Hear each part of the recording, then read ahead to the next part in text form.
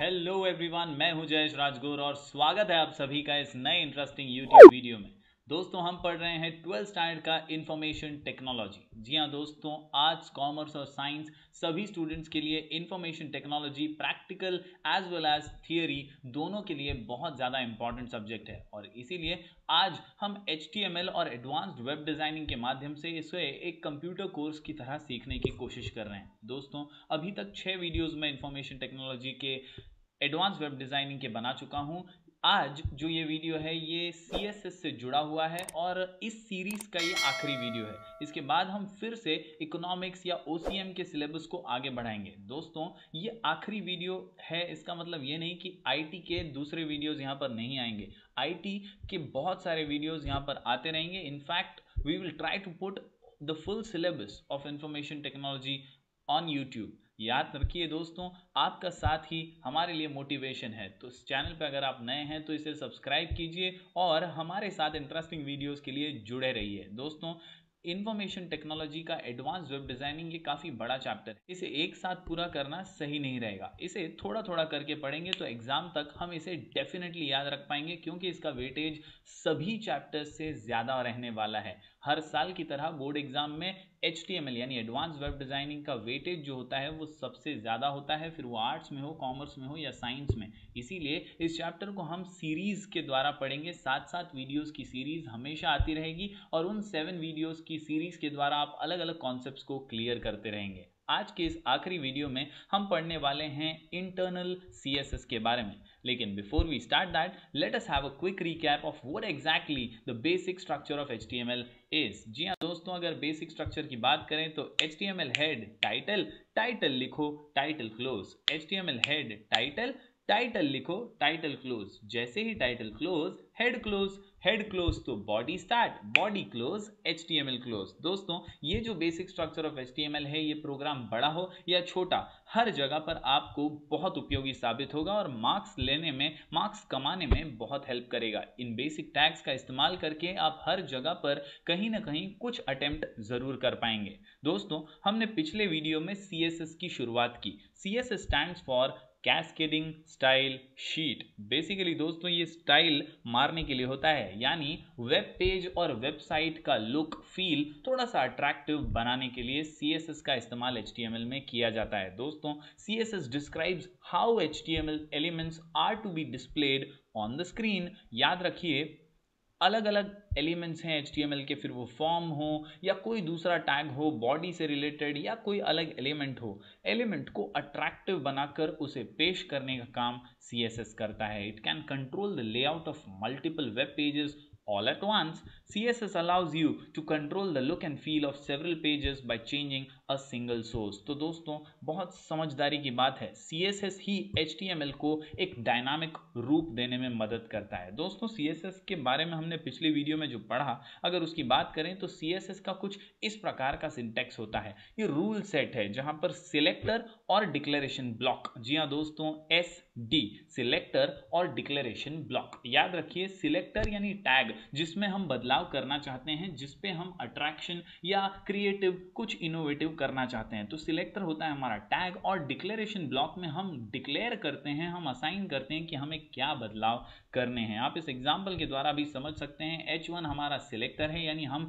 Heading 1 को change करना चाहते हैं, कुछ उसमें स्टाइलिश करना चाहते हैं। साथ ही साथ हम डिक्लेयर कर रहे हैं कि हमें कलर चाहिए येलो, फॉन्ट साइज चाहिए 11। ये हमारी प्रॉपर्टी और वैल्यू है। तो दोस्तों, इसी प्रकार हमने पिछले लेक्चर में देखा कि कैसे सिलेक्टर और डिक्लेरेशन ब्लॉक काम करते हैं। Selector indicates the HTML element you want to style, whereas declaration block can contain one or more declarations separated by a semicolon। जी हाँ दोस्तों, आप देख सकते हैं यहाँ पर भी कलर येलो के बाद एक सेमीकोलन है, यानी 2 डिक्लेरेशंस को बीच में से अलग करने के लिए सेमीकोलन का इस्तेमाल किया जाता है। दोस्तों, प्रॉपर्टी और value. A property is a type of attribute of HTML element. It could be colour, border etcetera. साथ ही साथ वैल्यू की अगर बात करें तो वो क्वेश्चन है प्रॉपर्टी, आंसर है वैल्यू।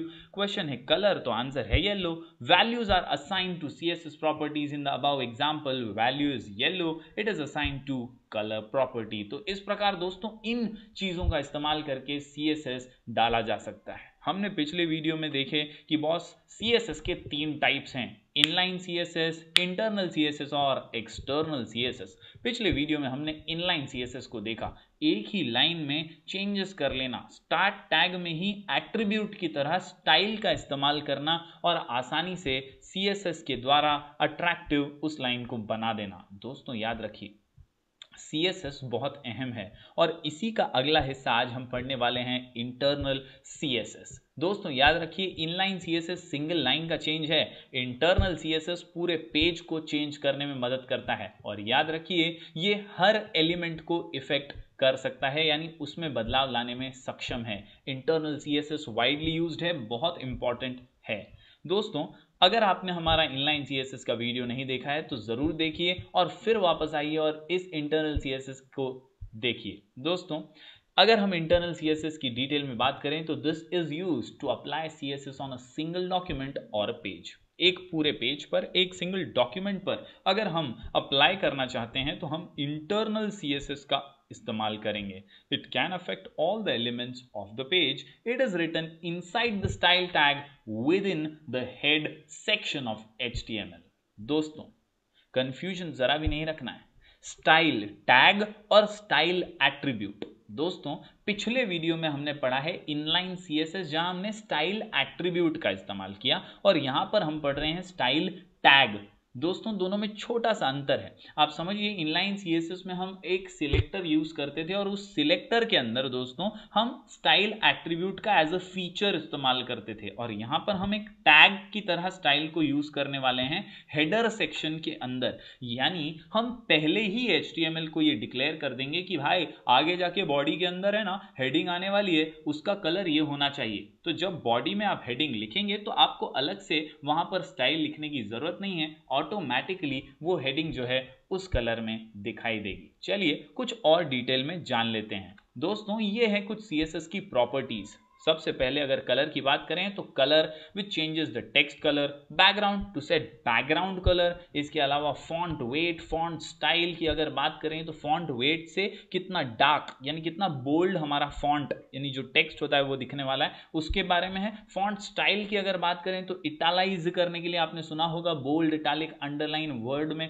यूज किए जाने वाले बहुत फ्रीक्वेंट ऑप्शन है, उसी में से इटालाइज करना है तो आप फॉन्ट स्टाइल का इस्तेमाल कर सकते हैं। इसके अलावा टेक्स्ट डेकोरेशन बहुत इंपॉर्टेंट है, ऑब्जेक्टिव्स क्वेश्चंस में ये आपको पूछे जा सकते हैं, फिलिंग द ब्लैंक्स वगैरह में। This property of text decoration is used to add strike through marks, underline, over strike, to remove underlines from the links. ऐसी छोटी छोटी चीजें करने के लिए टेक्स्ट डेकोरेशन प्रॉपर्टी CSS में यूज की जाती है। साथ ही साथ टेक्स्ट अलाइनमेंट बहुत इंपॉर्टेंट दोस्तों, left right centre justify, left right centre justify, ये है टेक्स्ट का अलाइनमेंट और ये बेसिक है दोस्तों। ये वर्ड एक्सेल में भी आपने किया होगा, अगर नहीं किया है तो याद रखिए। लेफ्ट साइड पे अगर आप चाहते हैं लेफ्ट मार्जिन पर अलाइनमेंट करना तो आप लेफ्ट अलाइनमेंट चूज करेंगे। इसके अलावा अगर आप चाहते हैं कि राइट मार्जिन पर सब कुछ अलाइंड हो तो आप राइट अलाइनमेंट चूज करेंगे। तो इस प्रकार दोस्तों text align is a very important tag और एट्रीब्यूट और प्रॉपर्टी ऑफ CSS। इसके अलावा दोस्तों अगर फॉन्ट फैमिली की बात करें, this is used to control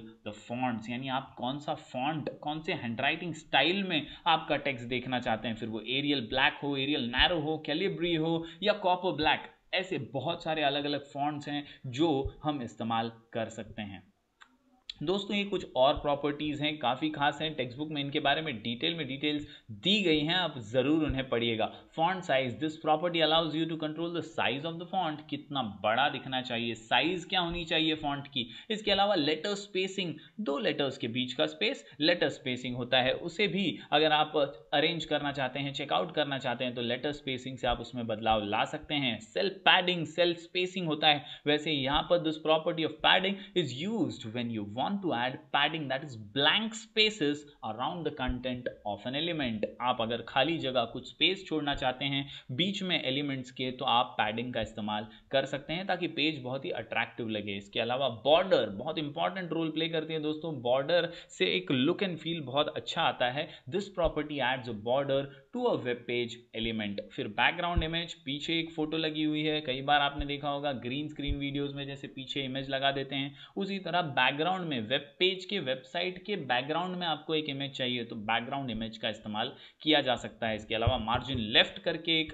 आसान सी प्रॉपर्टी है, सिंपल सी प्रॉपर्टी है which sets margin area on the left side of the element. तो इस प्रकार दोस्तों अलग अलग प्रॉपर्टीज तो हैं, ये हमारे ऊपर है हम कौन सी प्रॉपर्टीज हमारी जरूरत के हिसाब से यूज करना चाहते हैं। आज हम देखते हैं ये छोटा सा प्रोग्राम जो हमें इंटरनल सीएसएस की एक झलक दिखाएगा। जी हाँ दोस्तों, ये छोटा सा प्रोग्राम है जिसमें आप देख सकते हैं कि हमने स्टाइल टैग का इस्तेमाल किया है, HTML हेड स्टाइल, क्योंकि हमने अभी अभी पढ़ा दोस्तों इंटरनल सीएसएस के अंदर हेडर सेक्शन में स्टाइल टैग का इस्तेमाल होता है। और ये स्टाइल टैग में हम पहले ही HTML को बता देते हैं, हम वेब पेज को डिक्लेयर कर देते हैं कि बॉस हमें आगे जाकर जब बॉडी में हेडिंग यूज करनी है तो उसका कलर ये होना चाहिए। और वही हमने यहाँ किया। स्टाइल टैग के अंदर हमने H1 हमारा सिलेक्टर है, कर्ली ब्रैकेट्स में हमने प्रॉपर्टी दी है कलर और उसका वैल्यू दिया है रेड। तो जब आप देखेंगे स्टाइल क्लोज होता है, हेड क्लोज होता है और बॉडी शुरू होती है, तो फिर जब हम हेडिंग लिख रहे हैं तो हमने कोई स्टाइल नहीं दिया है। मतलब इंटरनल सीएसएस एक ही बार स्टाइल अप्लाई करता है और फिर आगे जाकर पेज पर जब भी हेडिंग आएगी तो उसका कलर ऑटोमेटिकली सेट किया गया है। तो इस प्रकार इंटरनल सीएसएस काम करता है। चलिए चलते हैं हमारी कंप्यूटर स्क्रीन पर और देखते हैं कैसे इस प्रोग्राम को एग्जीक्यूट करेंगे और कितनी आसानी से इसका आउटपुट निकाल पाएंगे। तो दोस्तों सबसे पहले नोटपैड ओपन कर लीजिए। नोटपैड ओपन करने के बाद आपको कोडिंग लिख देना है। कोडिंग लिख लेंगे तो आपको समझ में आएगा। दोस्तों सबसे अहम चेंज सिर्फ और सिर्फ यहाँ पर है। जी हाँ दोस्तों, एक नया टैग जिसका नाम है स्टाइल टैग। इंटरनल सीएसएस में ये टैग बहुत महत्वपूर्ण रोल प्ले करता है। सिंटैक्स को समझ जाइए, आप आसानी से इंटरनल सीएसएस देना सीख जाएंगे। दोस्तों HTML हेड, लेकिन यहाँ पर हमने कोई भी टाइटल का इस्तेमाल नहीं किया है, हम डायरेक्टली आ गए हैं स्टाइल टैग पर। जी हाँ दोस्तों, स्टाइल ये टैग इंटरनल सीएसएस में बहुत अहम है। हम यहाँ पर स्टाइल का डिक्लेरेशन कर रहे हैं। सबसे पहले H1 ये हमारा सिलेक्टर है, यानी हम स्टाइल अप्लाई कर रहे हैं H1 पर। साथ ही साथ दोस्तों हम कर्ली ब्रैकेट्स में डाल रहे हैं कलर की प्रॉपर्टी और उसके लिए वैल्यू है हमारी रेड, यानी हम चाहते हैं कि H1 जो हमारे पेज पर आए उसकी कलर जो हो वो रेड हो। इनफैक्ट यहाँ पर हमने सेमीकोलन डालकर डिक्लेरेशन को एंड कर दिया है, स्टाइल टैग को क्लोज कर दिया, हेड को भी क्लोज कर दिया, यानी यहाँ पर हमारा इंटरनल स्टाइल शीट एंड हो गया। अब हमने शुरू किया हमारा बॉडी टैग और बेसिक जैसा हमारा प्रोग्राम होता है उसी तरह हम आगे बढ़ने वाले हैं। हमने यहाँ पर H1 लिखा यानी हेडिंग 1 और हमने हेडिंग दी है the internal style sheet is applied on this heading. Heading close कर दी गई है। दोस्तों पैराग्राफ भी हमने दिया है P for paragraph tag use करके। This paragraph will not be affected, क्योंकि हमने P के लिए यानी P टैग के लिए कोई भी स्टाइल यहाँ पर अप्लाई नहीं की थी। तो चलिए देखते हैं कैसा आएगा इसका आउटपुट। हम फाइल में जाते हैं, सेव एज करते हैं और सेव एज करके हम एक लोकेशन सिलेक्ट कर लेते हैं। फॉर एग्जांपल यहाँ पर मैं डेस्कटॉप सिलेक्ट कर लेता हूँ। यहाँ पर मैं इसका नाम लिखता हूँ इंटरनल CSS।